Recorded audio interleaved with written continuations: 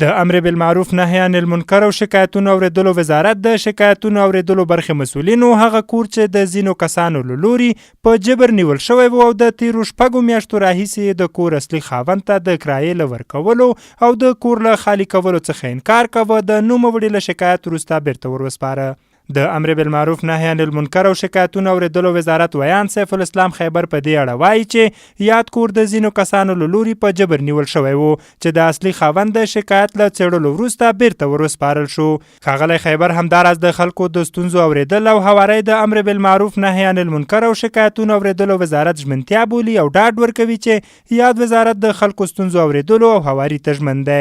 څو ورځې وړاندې د کابل ښار د اوومې ناحیې مربوط یو تن د امر بالمعروف نهي عن المنکر او شکایتونو اوریدلو وزارت د شکایتونو معاینت ته د خپل کور په باب شکایت کړی و له یو تن څخه چې په جبر یې د دوی کور نیولی و او 6 میاشتو کرایه هم نه ورکول. هغه کسان یې راوغوښتل بېرته دوی ته د دوی کور وسپارئ. د امر بالمعروف نهي عن المنکر او شکایتونو اوریدلو وزارت د خلکو شکایتونو اوریدل لومړیتوب بولي او دا د خپل ځان یو دیني مسؤلیت ګڼي.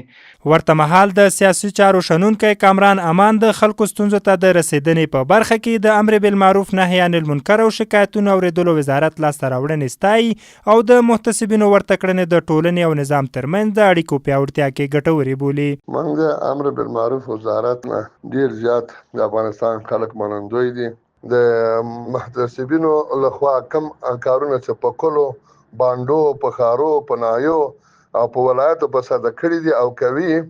ملت نور هم باورمن کیږي په امارت اسلامي او نور هم د دوی واټنونه کمیږي. دا په داسې حال کې دا چې د وروستیو شمیرو له مخې د امر بالمعروف نهي عن المنکر او شکایتونو اوریدلو وزارت له لوري په 13 میاشتو کې څه باندې 14,000 شکایتونه ثبت شوي چې له ډلې یې ګڼ شمېر حل او څېړل شوي دي. د امر بالمعروف نهي عن المنکر او شکایتونو اوریدلو وزارت تل هڅه کوي ترڅو د ولسونو په غوښتنه او همکارۍ د ټولنې اصلاح، ټولنیز سمون او د خلکو ستونزو هواري ته کار وکړي.